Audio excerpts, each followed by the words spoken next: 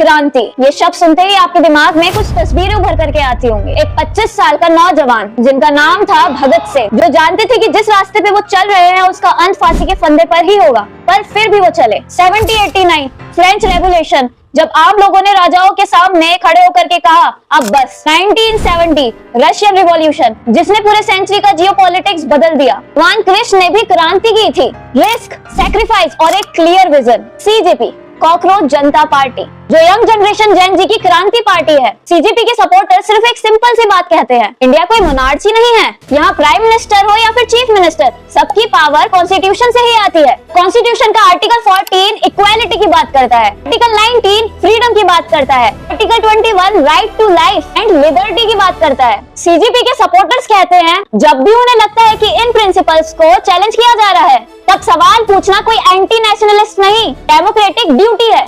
पर सवाल ये भी उठता है, क्रांति आखिर होती क्या है? एक विजन, एक मूवमेंट जो सोसाइटी को फंडामेंटली बदल दे, या फिर सिर्फ इंस्टाग्राम पर वायरल हो जाना? क्योंकि सीजेपी की कहानी थोड़ी अलग है। ना ये कोई रजिस्टर्ड पॉलिटिकल पार्टी है, ना इन्होंने कभी इलेक्शन लड़े, ना इनके पास कोई डिटेल्ड पॉलिसी फ्रेमवर्क है, ना इकोनॉमिक्स का रोड मैप, ना फॉरेनर पॉलिसी का विजन, ना गवर्नेंस के ब्लूप्रिंट। फिर भी सोशल मीडिया पर इनके सपोर्टर्स इन्हें रिवॉल्यूशन बोलते हैं। और अचीवमेंट क्या बताया जाता है? बीजेपी को इतने 8 मिलियन फॉलोअर्स बनाने में 14 इयर्स लग गए थे कि उन्होंने इंस्टाग्राम के फॉलोअर्स के मामले में बीजेपी जैसे देश के सबसे बड़ी पॉलिटिकल पार्टी को पीछे छोड़ दिया। Is it an achievement? लेकिन एक मिनट, फॉलोअर्स एंड वोटर्स में फर्क होता है, रियलिटी और विजिबिलिटी में फर्क होता है, मीम और मूवमेंट में फर्क होता है। अभिजीत दिक्के, नरेंद्र मोदी देश नहीं है, आरएसएस संसद नहीं है और मनुस्मृति संविधान नहीं है। Good, I also believe Narendra Modi कोई देश नहीं है, आरएसएस सांसद नहीं है और मनुस्मृति संविधान नहीं है। बट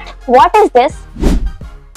इंडियन जस्टिस सिस्टम का एक बेसिक प्रिंसिपल है, accused is not convicted until proven guilty। तो सर्जिल इमाम is perfect for Umar Khalid plan. तो फिर सर्जिल इमाम को भी सुनते हैं। हमारी ये कोशिश रही है दिल्ली में कि हम एक ऐसी भीड़ को बना पाए जिसमें गैर मुस्लिम हमारे साथ नारे तकबीर लगाएं, गैर मुस्लिम हमारे साथ नारे तकबीर अल्लाहू अकबर लगाएं। ये एक ऐसी आजादी है। भारत के टुकड़े होने का प्लान दर्ज कर चुका हूँ। 5 लाख लोग हमारे पास हों ऑर्गेनाइज्ड, तो हम हिंदुस्तान और नॉर्थ ईस्ट को परमानेंटली कट कर सकते हैं। टेक्निकली तुम ये बोल पा रहे हो, फिर भी आजादी की भीख मांग रहे हो। आजाद हो तुम या फिर किसी कौम के गुलाम हो? सीजेपी के फाउंडर अभिजीत दिक्के किसे सपोर्ट और डिफेंड कर रहा है? मैं अपनी लाइफ में ऐसे ही सोचे समझे किसी को सपोर्ट नहीं करूंगी। Isn't a part of terrorism? I guess so। Abhijit दिक्के 6 जून को डिपोर्ट होता है and he announced for a peaceful protest. Honestly agenda गलत नहीं था। नीट एग्जाम पर सवाल उठ रहे थे, एजुकेशन सिस्टम पर डिस्कशन होना चाहिए था। कुछ लोग नीट की बात करने आए थे, कुछ लोग एजुकेशन की रिफॉर्म करने की बात करने आए थे। 2026 में नीट का एग्जाम दिया था, वो लीक हो गया। तो बहुत लोग ये कह रहे हैं कि जो भी लोग आ रहे हैं इस प्रोटेस्ट में वो आम आदमी पार्टी के हैं या किसी के। नहीं, हम किसी पार्टी के नहीं है, हमारा कोई किसी पार्टी से समझौता नहीं है। हम अलग स्टेट से आए। देखो ये भाई यूपी से है, मैं हैदराबाद से, या ये भाई दिल्ली में, कोई हैदराबाद से, कोई बिहार से। और एजुकेशन मिनिस्टर से अकाउंटेबिलिटी मांगना डेमोक्रेटिक राइट है। इस पॉइंट पर कहानी सिंपल थी, स्टूडेंट, पेरेंट्स, एस्पिरेंट्स और एक जेन्युइन कंसर्न। लेकिन फिर वही हुआ जो आखिरकार इंडियन प्रोटेस्ट में अक्सर होता है। इसका एजेंडा कुछ और था, फिर स्टार्ट हो जाता है प्रोपोगेंडा। टुकड़ा टुकड़ा गैंग आ गई, कोई आजादी करने लग गया। ये बता दीजिए, ये गलत था कि नहीं? नहीं गलत था कि नहीं? गलत था तो गलत था कि नहीं? गलत था ना। और गोदी मीडिया हाय कहाँ से? Just because he was asking genuine question कि आजादी के नारे क्यों लगा रहे हो? किसी ने उमर खालिद को अपना बाप ही बना लिया। तो उमर खालिद को सपोर्ट करिए, पार्टी में उसके साथ फ्यूचर है। उमर खालिद ने तुम्हारी इज्जत लूटी थी क्या? के चिकन नेक को तोड़ने की बात होने लग गई है। उन्होंने कितने रेप करे हैं, उनसे बहुत बेहतर है हमारे लीडर की। एटलीस्ट वो भी support Umar Khalid. I support Umar Khalid, yes. उसमें कोई बुराई नहीं है उनको सपोर्ट करने के लिए, क्योंकि सबसे बड़ी बात मैं आपको बता दूं कि यहाँ पर हम जिस माहौल में रह रहे हैं, यहाँ पर आप अगर सत्ता के खिलाफ सवाल करते हैं तो आप पाकिस्तानी हैं, आप एक टेररिस्ट हैं। लेकिन ये नारा लगाना कि भारत तेरे टुकड़े होंगे, ये नारा लगाना कि भारत को चिकन नेक से जो हम काट देंगे, आपको नहीं लगता कि ये ऐसे नारे देशद्रोही के ही हो सकते हैं? देशद्रोह वाला एक नारा हो चुका है।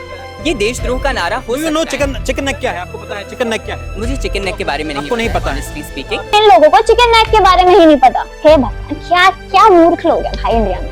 ओ, पर इनके हिसाब से Umar Khalid father of nation होना चाहिए। Now output of this protest was NEET की बात छोड़ करके, धर्मेंद्र प्रधान की बात छोड़ करके हर लेफ्टिस्ट प्रोपेगेंडा टॉपिक पे बात हुई है। राइट विंग इन्फ्लुएंसर अपना स्पाई भेजने लग गए। आपके यहाँ अगर कोई आता है और आपके देश के खिलाफ कहता है कि हम देश को 7 टुकड़ों में कर देंगे, आपको ये बर्दाश्त होगा?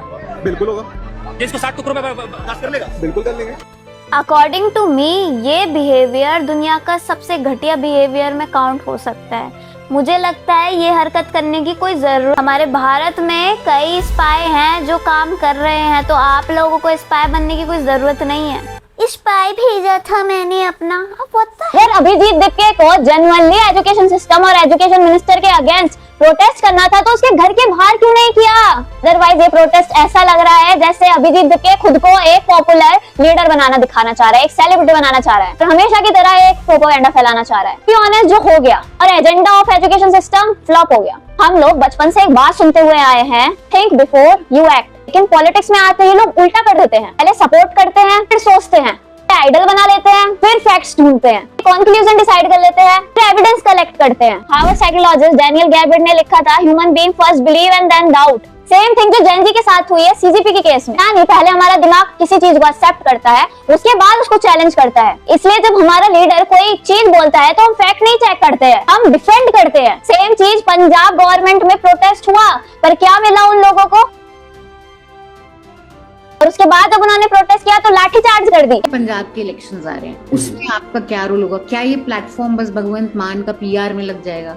इस पेज पर तो पंजाब की ऑडियंस है ही नहीं, इस पेज पर तो पंजाब की ऑडियंस है ही नहीं। ये है इनकी डेमोक्रेसी। इंडिया में हर एक पॉलिटिकल पार्टी, हर एक मिनिस्टर, हर एक पॉलिटिशियन एक नंबर का घटिया इंसान है।